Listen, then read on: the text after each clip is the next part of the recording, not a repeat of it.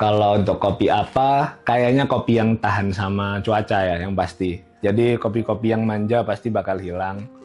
Kopi yang tahan cuaca, proses yang bakal ada itu pasti proses yang nggak terlalu bergantung ke alam. Kayak indoor drying dan lain-lain, itu pasti bakal lebih booming lah di tahun-tahun ke depan. Karena kayak sekarang cuaca sangat-sangat nggak menentu kan. Satu, apalagi hama-hama semakin gila di kebun. Jadi ya mau nggak mau, varietas-varietas yang manja harus diganti sama varietas yang kuat.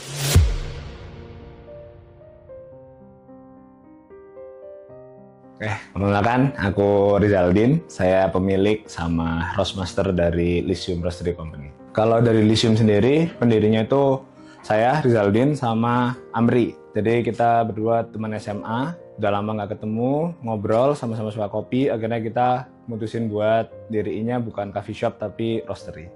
Mulai 2022 resminya. Jadi sekitar mau 3 ke 4 tahun lah. Lyceum itu wadah buat kita di industrinya sih. Jadi kita itu dari awal punya dua pilihan buat diriin mau roastery atau si coffee shop. Tapi dari Amri, dari partnerku nggak mau coffee shop dari awal, sama aku sendiri juga sudah 5 tahun, 6 tahun di barista. Jadi kayaknya waktunya step up the game buat jadi roaster gitu.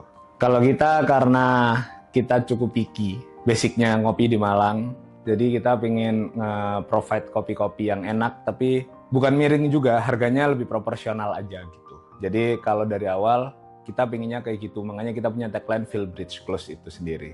Lumayan kenceng di Malang sendiri, roastery mikro mungkin ya, sebutannya itu cukup banyak. Industrinya berjalannya cukup kenceng juga karena cukup banyak event-event, banyak perwakilan-perwakilan dari Kota Malang sendiri untuk kompetisi di resmi mengikuti SCAI. Kalau dipikir buat awal ya, ini mesin 7 kilo saya ini di awal 1 tahun pertama nyala mungkin seminggu 2 kali lah. Itu pun cuman 3 batch gitu.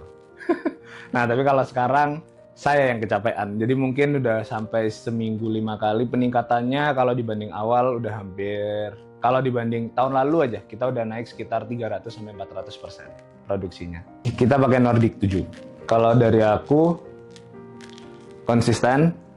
Terus kalau buat saya yang masih anak bawang ya di dunia roasting ini, saya masih baru, itu saya ngerasa sangat-sangat bisa buat explore karena almost every variable itu kebuka. Kayak drum speed itu masih bisa dimainin. Untuk beberapa mesin lain kan nggak bisa. Untuk flavor kita bisa ngulik, sedangkan untuk konsistensi kalau selama udah dapat profile itu pasti sama, batch per batchnya. Kemarin saya 40 batch back to back, itu semua week loss-nya sama persis. Kalau saya sendiri hampir 3 tahun, kayaknya nggak pernah manggil teknisi kan. Mesin ini udah 3 kali ganti cerobong asapnya, udah 3 kali dan nggak pernah ada masalah. Cuman ya masalah-masalah minor, tapi kayaknya masih bisa di handle sendiri sih. Jadi bandelnya sih yang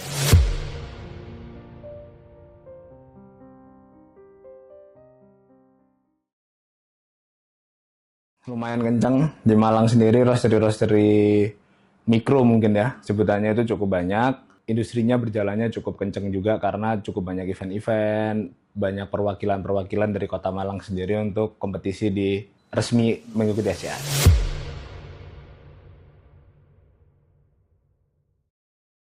Oh banyak mas. Salah satu, saya masih seumur jagung 3 tahun, tapi naik harga green bean udah hampir 300%.